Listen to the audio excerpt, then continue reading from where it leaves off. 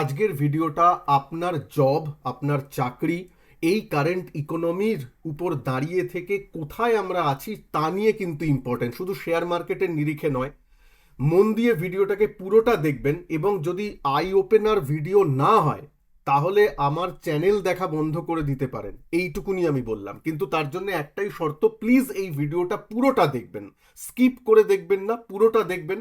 আপনার জব, আপনার চাকরি, আপনার ছেলেমেয়ের ভবিষ্যতের উপরেও কিন্তু এই ভিডিওটা এফেক্ট ফেলতে পারে, প্লিজ মনে রাখবেন। অনেক দিনের রিসার্চ নিয়ে আজকের এই ভিডিওটা, প্লিজ প্লিজ পুরোটা দেখবেন, এই এই রিকোয়েস্ট রইল।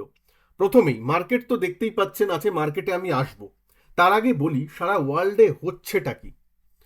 আমার আপনার চোখের সামনে একটা কি বলে রূপলি পর্দা বলুন, সোনালি পর্দা বলুন, একরকম রাখা হয়েছে, আর ভেতরে আরেক রকম জিনিস চলছে, এটা তো আপনারা জানেন, কিন্তু আমি তথ্য দিয়ে কিছু কথা তুলে ধরছি। প্রথম তথ্য দেখুন, আপনারা এখন জানেন যে এআই নিয়ে অনেক ডিসরাপটিভ ব্যাপার চলছে এবং অনেকের জব, অনেকের কাজকর্মের উপর এফেক্ট পড়ছে, অনেক কিছু। একটা ছোট্ট উদাহরণ দিই। অ্যানথ্রপিক, আপনারা জানেন, একটা এআই এজেন্ট বা এআই কোম্পানি ইউএস এর, তাদের এমপ্লয়ি সংখ্যা, যাদের এই অ্যানথ্রপিকগুলো নিউজেও ছিল, যার জন্য টিসিএস ইনফোসিস একটু পড়েও ছিল, বা আইটি সেক্টরের উপর এফেক্টও পড়েছিল, তারপর আবার ইনফোসিসের সাথে অ্যানথ্রপিকের গাঁট ছড়া হয়েছে, এই কথাও এসেছিল, তার জন্য আবার ইনফোসিস একটু বেড়েছিল, হ্যান ত্যান অনেক কিছু চলছে। কিন্তু একটু একটু ভেবে দেখুন, অ্যানথ্রপিকের এমপ্লয়ি সংখ্যা 2500, লেটেস্ট অনুযায়ী, এটা ফেব্রুয়ারির ডেটা, লেটেস্ট অনুযায়ী 2500 থেকে 2700-র মধ্যে, ঠিক আছে? ওকে, এইটা জানলেন। টিসিএস টিসিএস এর এমপ্লয়ি সংখ্যা 5,82,000। কোথায় 2,500 আর কোথায় টিসিএস এর এমপ্লয়ি সংখ্যা 5,82,000? ইনফোসিসের 3 লাখ, উইপ্রোর 2 লাখ, আর এইচসিএল টেকের 2 লাখের মতো, ঠিক আছে? মানে টোটাল যদি করেন 10 লাখের মতো এমপ্লয়ি আমাদের টোটাল 4টে টপ আইটি কোম্পানি মিলিয়ে ভারতের। আর ওদের অ্যানথ্রপিকের মাত্র 2,500 এমপ্লয়ি সংখ্যা। অ্যানথ্রপিকের মার্কেট ক্যাপ জানেন? অ্যানথ্রপিকের মার্কেট ক্যাপ $380 বিলিয়ন, যেটা আমাদের ইন্ডিয়ার 4টে যে কোম্পানি আছে, টিসিএস, ইনফোসিস, উইপ্রো অ্যান্ড এইচসিএল টেক, তাদেরকে কম্বাইন্ড করলে যতটা মার্কেট ক্যাপ হয় তার থেকেও বড়। এমপ্লয়ি সংখ্যা কত? 2,500।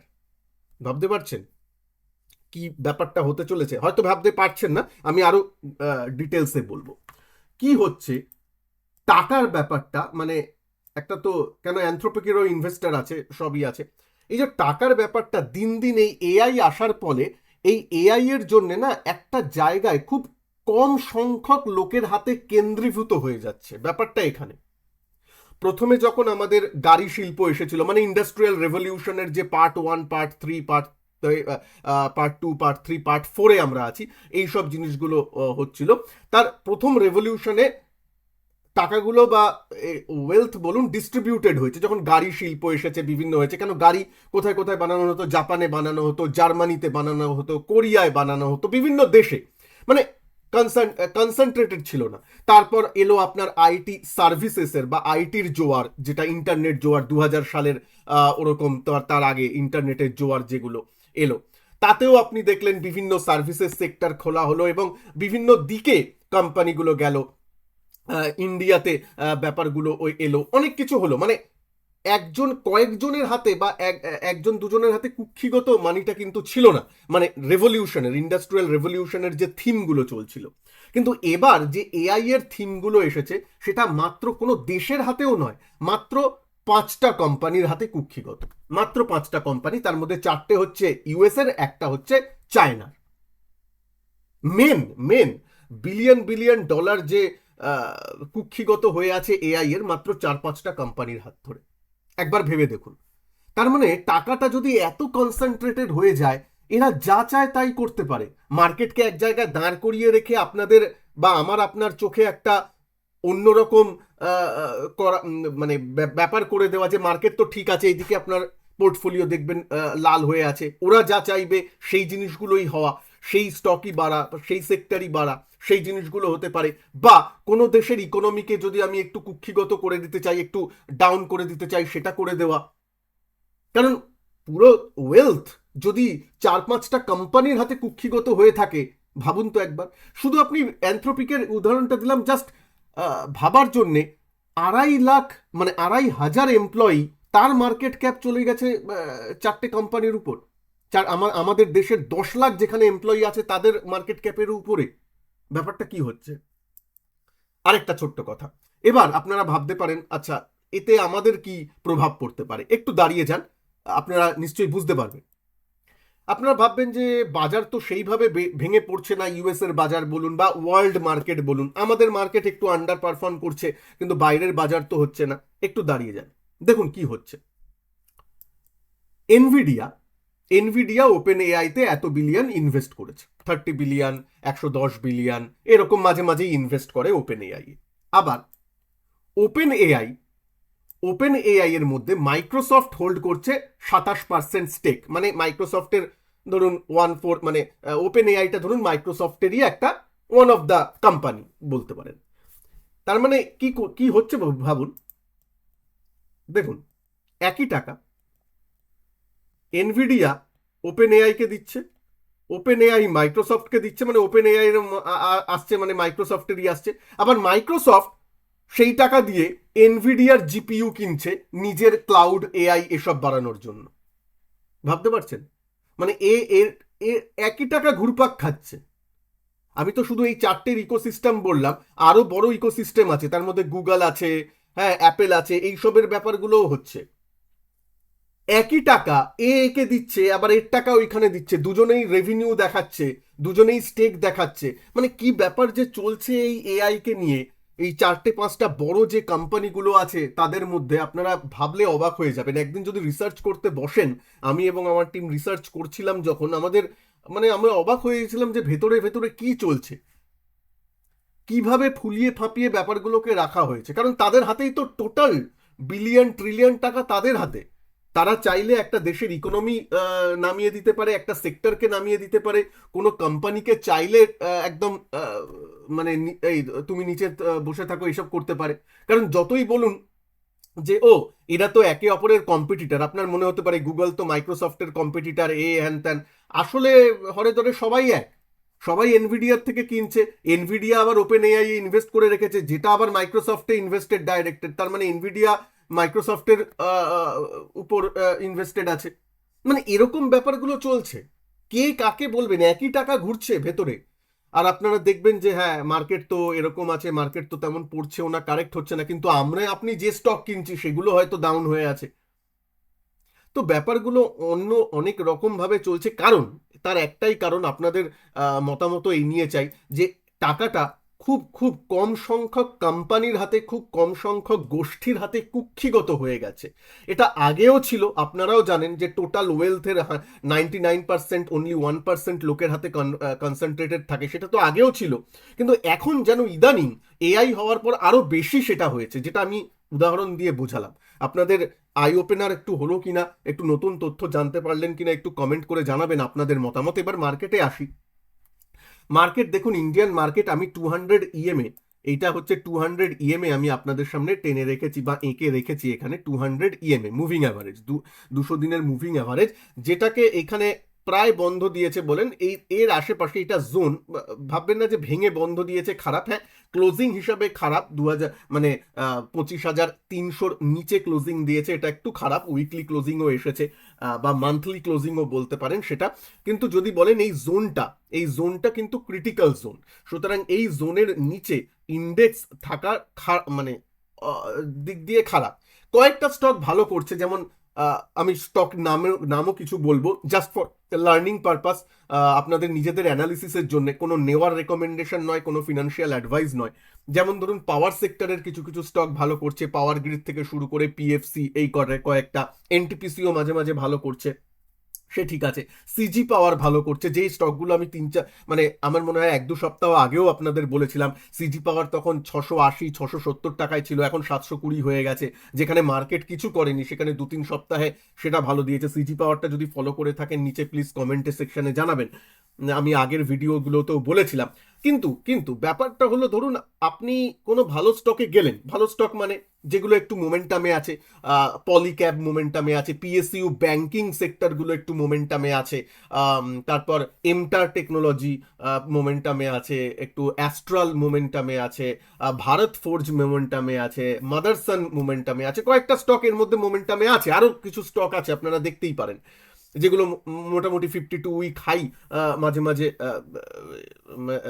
করছে, যখন যখন এই মার্কেট খারাপ চলছে তার মধ্যেও, যেগুলো ভালো। কিন্তু প্রবলেম হচ্ছে এইগুলোতে যখন ঢুকবেন as a short term trader হিসাবে, কিন্তু ওভারঅল মার্কেট যদি পারফর্ম না করে, যদি নিফটি 200 পয়েন্ট পরে, 300 পয়েন্ট পরে, আজকে আমি বলি শুক্রবার দিন ডাও জোন্স 700 পয়েন্ট বা 600 পয়েন্টের সময় এক সময় মাইনাস ছিল, এরকম যদি হয়, যদি ওভারঅল বিগ ইন্ডেক্স যদি ধরে না রাখে নিজেকে, তাহলে তো এক এক সময় এই মোমেন্টাম স্টকগুলোও ফিজল আউট হয়ে যায়, তাই না? এদের মোমেন্টামটাও ঠিক বজায় থাকে না। আপনি হয়তো ঢুকলেন, তারপর এক দুদিন ভালো হয়েই আবার নিচে নেমে গেল, কেন? ওভারঅল মার্কেটে সেলিং প্রেশারটা আছে, আপনাকে এটা বুঝতে হবে। স্টক হিসাবে হয়তো আপনার স্টক ভালো, কিন্তু ওভারঅল মার্কেটে যদি একটা সেলিং প্রেশার থাকে, ভালো স্টক হলেও সে একটু দাঁড়িয়ে যাবে বা নিচে আসবে। তখন অনেকের হয়তো মানে যারা একটু এক্সপিরিয়েন্স নয় তাদের একটু প্যালপিটেশন হবে, তারা হয়তো একটু বেরিয়ে যাবেন, স্বাভাবিক ব্যাপার, এই জিনিসগুলো হবে, এটা কাউকে দোষ দেওয়া হচ্ছে না। কারণ মার্কেট কে এরকম ভাবে অনেক রকম ভাবে ম্যানিপুলেশন তো আছেই তার মধ্যে। তার সাথে আরো যেটাগুলো বললাম, যে পুরো গ্লোবাল একটা ডিসরাপটিভ ব্যাপার কিন্তু চলছে এই এআই নিয়ে, বা কিছু সংখ্যক লোকের হাতে যে কুক্ষিগত হয়ে যাচ্ছে মানিগুলো, সেগুলো একটু খারাপ দিক, একটু চিন্তার দিক, এটা কিন্তু একটু মাথায় রাখবেন।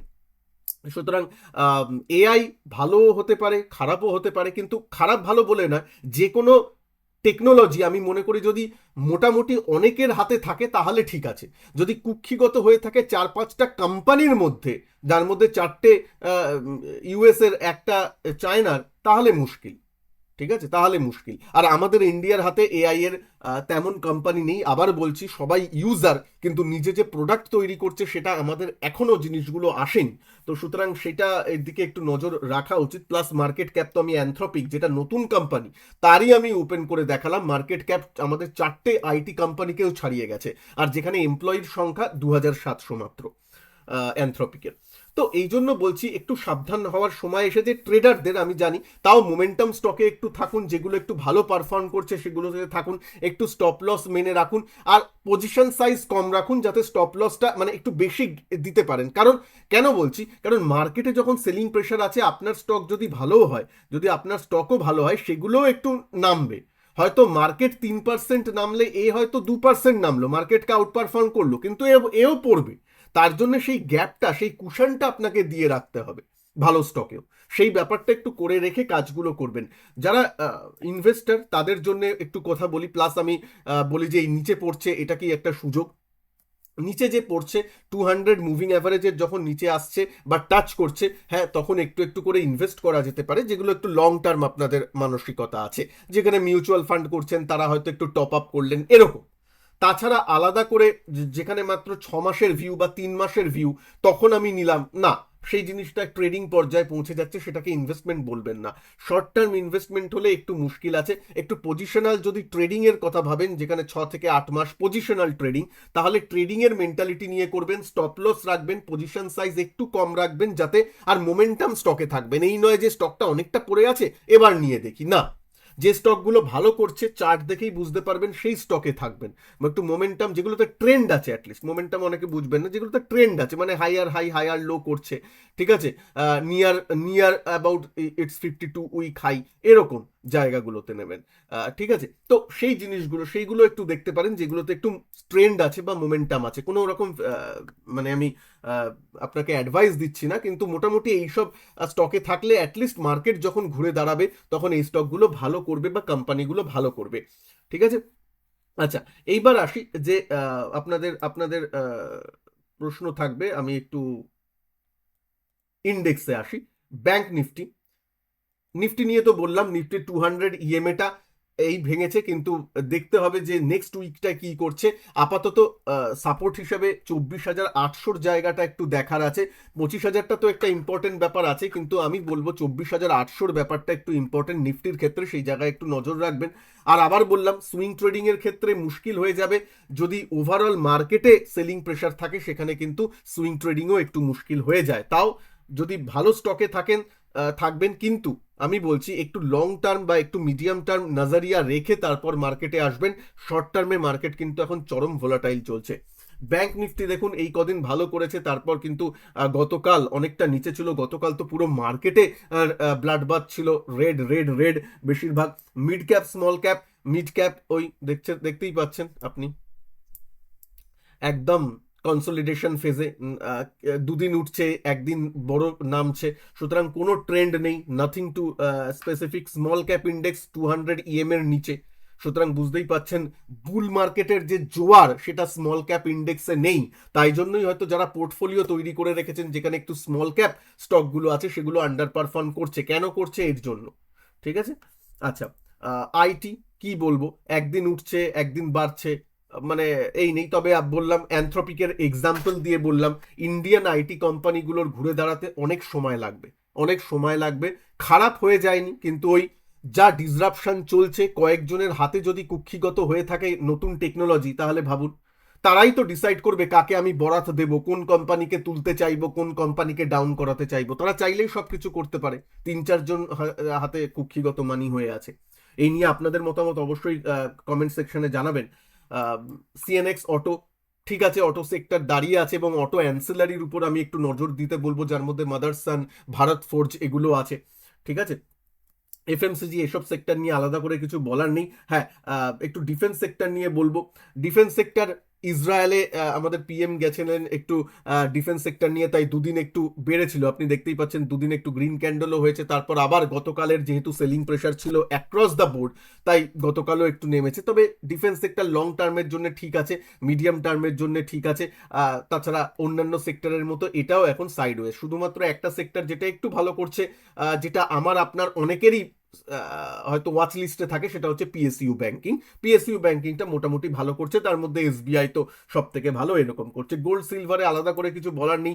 গোল্ড আবার 5,200, যেটা দেখুন এইখানে যে বিগ ফল এসেছিল, তারপর থেকে কিন্তু আবার প্রায় উঠে গেল। যেহেতু গ্লোবাল একটু টেনশন, ইরানের সাথে কি হয় সেগুলো নিয়ে আছে। যতদিন ট্রাম্প থাকবে উনি তো সবকিছু খবরেই থাকবেন, তো তার জন্য গোল্ড আবার সেই উচ্চতায় ওঠার প্রবণতা দেখাচ্ছে, যেটা ঠিক আছে। সিলভার গোল্ডের মতো অতটা রিকভারি না করলেও এই যে বড় ফল হয়েছিল তার থেকে অনেকটা রিকভারি করেছে, এবং গোল্ডেরও সেই ব্যাপারটা আছে। যাই হোক, ওভারঅল ইকোনমিতে কি চলছে একটু জানবেন। শুধুমাত্র ইন্ডিয়া নয়, ওভারঅল গ্লোবালও মার্কেট কন্ডিশন কিন্তু ওই যেটা বললাম, মানে মার্কেটকে যে কোনো 2-3টে কোম্পানি মিলে দাঁড় করিয়ে রাখতে পারে, বা 2-3 জন মিলে দাঁড় করিয়ে রাখতে পারে, এই ব্যাপারটা হচ্ছে। বা 2-3টে ইনস্টিটিউশন মিলে দাঁড় করিয়ে রাখতে পারে, ভেতরে ভেতরে অন্যান্য স্টকে তারা যাদের পছন্দ নয় তাদেরকে সেল করে কমাতে পারে, বাড়াতে পারে। এই ব্যাপারগুলো কিন্তু এই এআই এর চলতে আরো বেশি হচ্ছে। তো এটা একটু অ্যালার্মিং, এটা একটু মাথায় রাখবেন। আর তাছাড়া লং টার্ম যারা ইনভেস্ট করছেন, ঠিক আছে, লং টার্মে ইন্ডিয়ার ইকোনমি যথেষ্ট ভালো, সেটা নিয়ে মাথায় রাখবেন যে ম্যানুফ্যাকচারিং শিল্পে বা আমরা এখন যা করছি, ইন্ডিয়ার যে গ্লোবাল ওয়ার্কফোর্স আছে, ইন্ডিয়ার এত ইয়াং জেনারেশন যারা আছে, তারা মোটামুটি টিকিয়ে রাখবে। কিন্তু শর্ট টার্মে একটু পেইন আছে, লং টার্মে আশা করি আমাদের ভালোই হবে। ভালো থাকবেন সবাই, নমস্কার, জয় হিন্দ, বন্দে মাতরম।